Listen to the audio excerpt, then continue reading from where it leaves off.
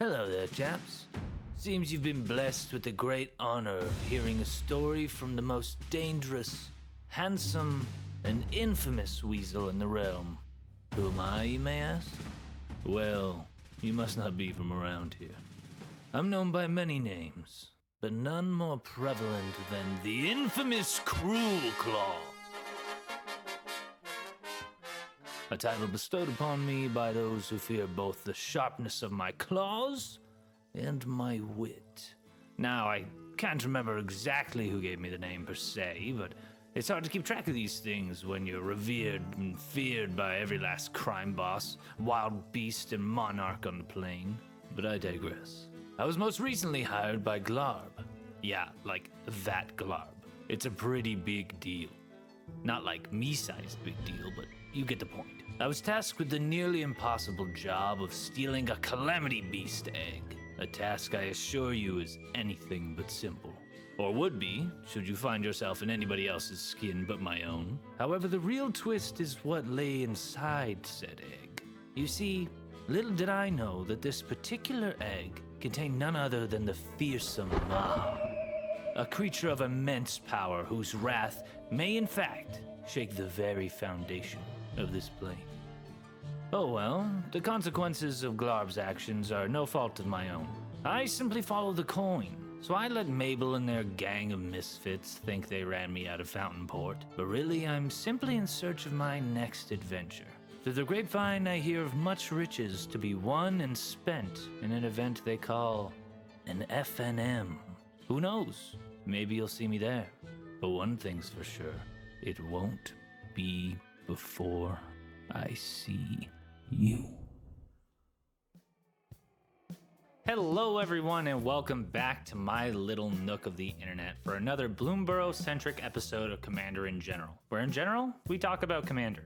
Listen, I love me a good weasel. In one of Gavin's new videos, he mentions that weasels were actually in the running to be the Rakdos tribe on Bloom Burrow. And man, what a different world that would have been. And I know why we got lizards, but come on, look at these guys. Cruel Claw is one of my favorite commanders in recent time, and I think there's a lot of directions you could go with this build, and a lot of nuance to balance out. But before I get into exactly which direction that is, I want to thank you all again for all the support on my last video. If you haven't seen it already, it was on Bria, Riptide Rogue, another absolute powerhouse from Bloom Burrow that I am currently stoked on. So if you like otters, you like tokens, you like winning games of Commander, go check that video out. If you like videos like that one, and you like videos like this one, please hit that like button and consider clawing at that subscribe button with your little weaselly peats for more deck techs just like this one as we approach my original goal of 1,000 subscribers. Appreciate you all. Now let's jump in and take a look at the adorable, the fearsome, the infamous Cruel Claw. Man, what nice art on this card. And yes, I do prefer this version to the alternate art. Cruel Claw is tearing up the cheap commander category at a mere 3 mana. That's Rakdos and 1 extra for a 3/3 menacing weasel mercenary. Although it's debatable how menacing this little guy can really be. His text box reads as follows. Whenever infamous Cruel Claw deals damage to a player, exile cards from the top of your library until you exile a non-land card. You may cast that card by discarding a card rather than paying its mana cost. Well, shock me silly and call me Sucker Punch, cause this boy do be looking pretty infamous. So of course the thing I always like to talk about up front. What does this commander want? What is he asking of us? Well, firstly, this card doesn't do anything until it makes contact and hand delivers a big ol' weasel slap to our opponents. So that's something to keep in mind. He does have Menace, which I found to be moderately relevant, especially early, but we're definitely going to need to build in a bit more consistency there. Now, does the fact that we're already wanting to hit our opponents with our commander specifically lead us into a Voltron strategy? It doesn't have to, but I think that is a pretty cool way to look at him, and I'm going to be personally incorporating lots of Voltron elements into my final build. But I'd love to hear from all of you and what you guys are going to do with this deck. Secondly, we have to discard cards to get this effect, which means a few things. That we're going to need ways to keep our card selection cherry and our card advantage varied through means of card draw, graveyard recursion, and other forms of card advantage. And B, it also means that maybe we build in some madness cards. Discarding a card isn't usually something I love doing, but here, since we're always discarding a card to cast a card, We aren't really losing out any more than if we were just regularly playing a spell. And lastly, we get to cheat some mana costs off the top of our deck thanks to the big ICC. And I don't mean the International Criminal Court. Cheating cost is one of the most powerful things to do in Commander, so we already know that that ability is great. But it's even better when we get to curate what card is on the top of our deck. So we're going to use scrying and similar effects to make sure we hit the bomb we want to off the top of our deck. But we're also going to need to decide, what does a bomb in this kind of deck look like? And one last little side note here, some astute readers might have realized the usual bit of text we would typically see on an effect here is missing. The "take the cards in exile and put them back on the bottom of your library" clause is missing. So those lands you pass through just go into exile and they stay there. Not supremely relevant, but just something to keep in mind. Also, there have been meme versions of this deck going around as well, where you play a really high volume of lands, and then like 1 or 2 bombs that'll basically end the game. One of my favorites that I've seen is 98 lands and Worldfire, and then you just make sure you have a few abilities on your lands that can deal a little bit of damage. That's not what I'm going to be doing here today, but that's totally a valid way to play this deck. Alright, let's go over some cards that fill these roles, and then at the end I'm going to go over my top 5. These are 5 cards that for reasons of flavor, power, or synergy, I just want to single out and talk about. But I want to get started talking about discard synergies. I think this is a good place to start because I think it's going to feed into some things that will come up in just a little bit. So the first thing you probably think of when I say discard synergies is, of course, madness. Madness. This is Big Game Hunter.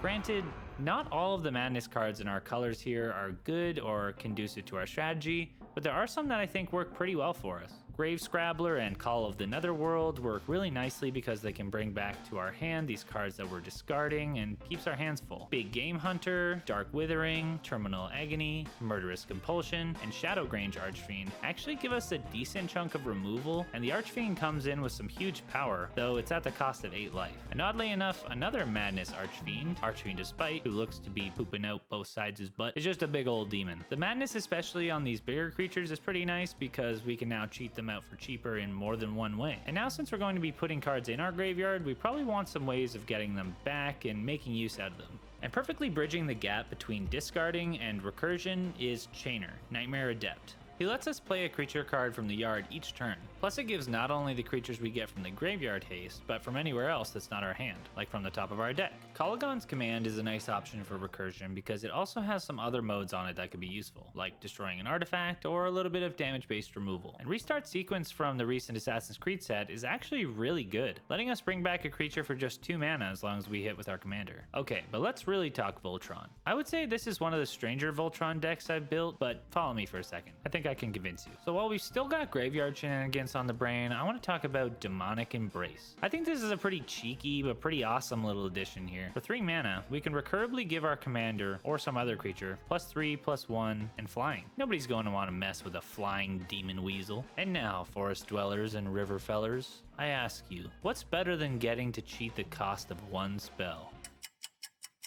I'm just gonna assume you got the answer exactly right. Double Strike lets us double up on those Cruel Claw triggers. I do like the equipment options like Fire Shrieker, Ember Cleave for the surprise factor, Lizard Blades for being so cheap, and the brand new Spear of Leonidas, which I actually really like. It's much more versatile than a lot of other options. I like Unleash Fury, and Twinferno can also be great in a pinch, especially for having some versatility. But one thing to keep in mind is these might be whiffs before we're controlling the top card of our deck, and they don't do us any good after we've already hit. But if we can't strike twice in combat, we can sure as hell do it in 2. Usually for extra combats, I think Portraiser, Scourge of the Throne, and Karlach are really cool options, but oppositely of the double strike, it's perfectly good to whip a card off the top that gives us an extra combat. And if we're opting for one of these creature options for extra combats instead, then we'd have to wait for a whole other round of the table to make use of them. Instead, we've got World at War, which has rebound so we can get its effect twice, Fury of the Horde for being cheated out in other ways, Seize the Day, which we can cast again from our graveyard, and Overpowering Attack is another sweet little free running card. You know, I think lots of these neat little cards came out in the Assassin's Creed set, and I think it's just going to take a while for some of them to catch on. Lastly, I think you could justify Morog or Hexblade Wallbreaker, but they just don't have that same instant gratification. But back to more specifically Voltron stuff. The other half of the equation is Cruel Claw needs to get his little paws through in the first place, so I think it is smart to build in a good amount of evasion on top of the menace. All those unblockable or almost unblockable equipment like Whisper Silk Cloak, Trailblazer's Boots, Prowler's Helm, and the like will do you a lot of good. And specifically with menace creatures, I like Vorok Battlehorns, which says, the equipped creature has trample and can't be blocked by more than one creature. I think this is really funny because combined with menace, it just makes them unblockable, but in way more words. There are also lots of lands now that can help you get a creature through, like the Black Gate that lets us attack the person with the most life, Shizo, which gives a creature fear, Minas Morgul for Shadow, which is basically unblockable. Access Tunnel is great if we're just sitting there with a vanilla Cruel Claw, and Rogue's Passage just for that vanilla unblockable. The swords are always good in Voltron decks, though they always seem like a little too easy of an include for me, so I tend to stray away from them. However, specifically since we might have some higher CMC bombs, Feast and Famine is the one that I would lean towards here for the land untapping. And if I were in the business of getting more mana, there's also Guild Artisan, and come on, Reaver Cleaver? I mean, it's just sitting there. It's just sitting right there. But I'm trying to get weird with this Voltron. The type of Voltron where I just play Phyresis just for the thrill. Just to feel something, you know? You probably want to play Eldrazi Conscription, don't you? You sick f***. But I guess this is a good time to give my tri-weekly talk about Eldrazi again. Blightsteel, you can come too. You can be an honorary Eldrazi Titan. I've said this in previous videos that I don't love playing them from a deck building perspective because whenever you can cheat out a big card for free, it's what people want to run towards. And although I usually stay away from them, don't let me stop you, especially since there are a bunch of really sweet new ones that came out in Modern Horizons, like that new Emrakul with Madness. It's almost too perfect. It's awesome cheating these huge cards off the top, which we will be getting into some big stuff in a little bit, believe you me. But if that is the strategy, we can't just load our deck full of high cost cards and expect to draw the small ramp stuff first at the beginning of the match, and then flip the big stuff off the top later. Because what happens when this goes the other way? Terrible, horrible, no good, very bad Commander Night. We're going to need to have not only some decent tools for card advantage, which to be honest is kinda hard to come by in these colors, but more importantly for us I think, card selection.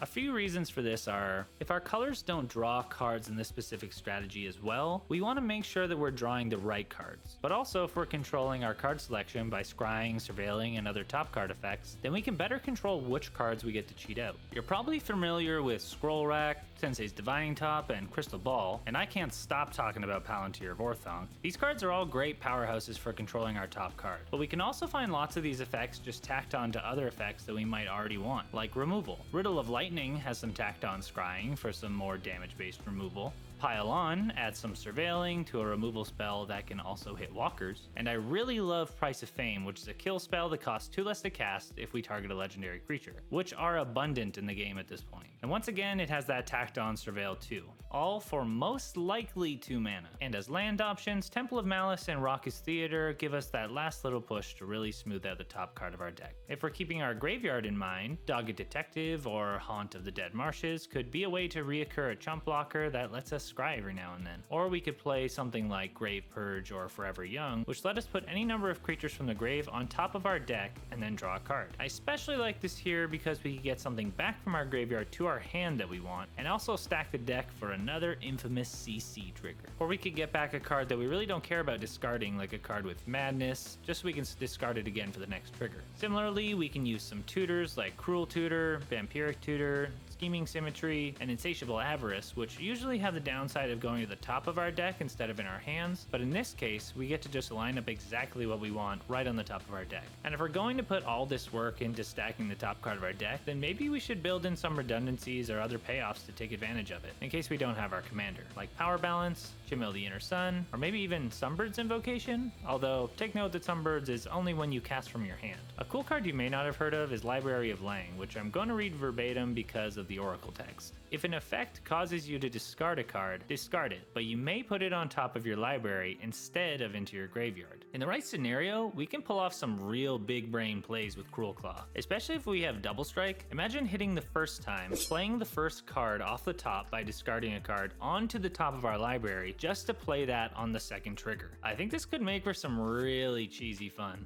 Alright, so that's controlling the top of our deck. But with that and our recursion, what options do we have for just some regular card advantage? First off, I just want to talk about a card I've been waiting for a long time to play. Azra Oddsmaker. I really wish a similar version of this card existed that was legendary, but alas. This is just such a fun little mini game of a creature, and I feel like this really fits with Cruel Claw. Like, you know, they've probably met in a secret room in a tavern and discussed missed payments or something. Basically, you're betting that one of your creatures is going to make it through. The cost? A mere card, but the payout? Immeasurable. Okay, it's like 2 cards, but I like to think that those 2 cards come with some amount of glory and good old-fashioned weasel pride. Another cool card in Rakdos is Theater of Horrors. Over time, we build up this secondary hand in exile, and all we have to do to cast them is make someone else lose life. And worst comes to worst, it has a way to deal 1 damage right there on the card. Brass's Tunnel Grinder is another terrific option for us, and when it enters, we get to wheel our hand away and draw that many +1. So you could consider this card selection rather than card draw, because you're just replacing the hand you had before you played the card, but I digress. It also says that at the beginning of your end step, if you descended this turn, put a boar counter on it. Then if there are 3 or more counters on it, remove those counters and transform it. If you aren't familiar with descend, basically it means a permanent went into the graveyard from anywhere. So as long as we wheel away a permanent with that ETB effect, we get that first counter there for free. And then hopefully we can get the next 2 with Cruel Claw or some other effect. And once we do, we transform it into Tekutlon, the Searing Rift. I probably butchered that pronunciation. So we go from card draw to another land. That's already pretty nice. But whenever we cast a permanent spell using the mana produced with this land, we get to discover X, where X is that spell's mana value. So once again, we can make use of that top card control and discover something awesome. We do also have some equipment that can draw some cards too, like Mask of Memory or Rogue's Gloves. And if none of those options suit your fancy, you can always compensate with a few cards like Mind's Eye, which is just generally pretty good, especially if we've got some extra mana, Big Score, Read the Bones, Rowan's Grim, Blood Pact, or the powerhouse that is the One Ring, that are pretty basic and don't necessarily synergize, but are generally pretty good and efficient. For bombs, honestly, there are some awesome ones that I'm really excited to play here, but I did find it hard to narrow down with a deck like the one we built so far. So I'm going to throw out some suggestions, and you guys let me know down in the comments what sort of bombs and finishers you would run in a deck like this. Now, obviously, we don't have to play these super high mana cost cards at all. It's still well and dandy to cheat out smaller mana cost spells as well. But when you build in all that top deck control and you get to do some cheating, how can you resist a few big splashy plays? First thing I'm going to start off with are bombs that help keep the board a little emptier for us. We aren't going to have a ton of creatures to leave back and defend with, so it benefits us to try and keep it pretty empty. So on top of all the removal, a big creature like Shieldred, Whispering One, could do us a lot of good.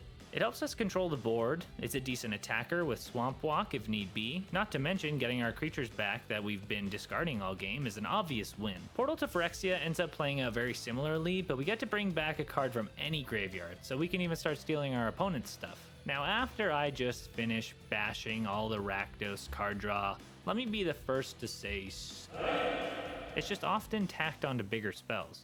But Rakdos himself is a pretty sick card drawer. He's a large and in charge, flampling 6/6 demon who for 6 says at the beginning of your end step, target opponent may sacrifice 2 non-land, non-token permanents. If they don't, you draw 2 cards. Honestly, not being able to sack tokens makes this card so much better.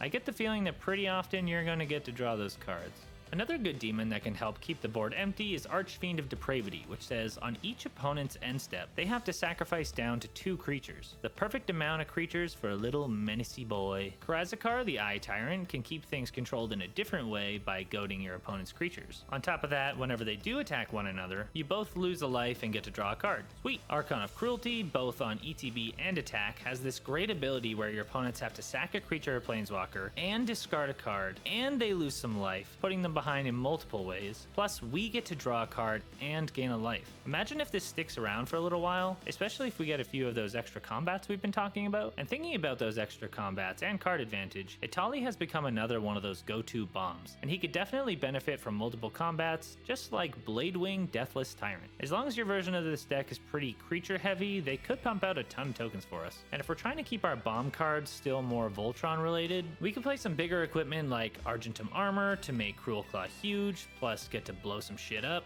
Or we could play Draknian to make something huge and blow something up. Or we could play Cauldra Complete to make something huge and blow some stuff up. Along with, every keyword under the sun. And for some just generally good and effective bombs, Fiery Emancipation makes everything we have deal triple damage, which seems, good. Fevered Suspicion gives us sort of an Atali type effect that has rebound, so we get twice the bang for our buck. And lastly, in these colors, try and give me any reason at all not to play Blood for the Blood God. Does it belong here? Maybe not, but you'll want it. Okay, now let's end this all out with my top 5. So let me remind you that these 5 cards are ones that I think are the most flavorful or powerful, or that I just think are cool and unique for this deck and I wanted to highlight. At number 5, we have Hit the Mother Load, which comes in at a whopping 9 mana. But should we get to cheat it out with Cruel Claw, or God forbid, hard cast it, we get to discover 10 off the top of our deck and create treasures equal to the difference. So yes, I will admit, to just cast, it's a decent card, but off a Cruel Claw trigger, oh yeah.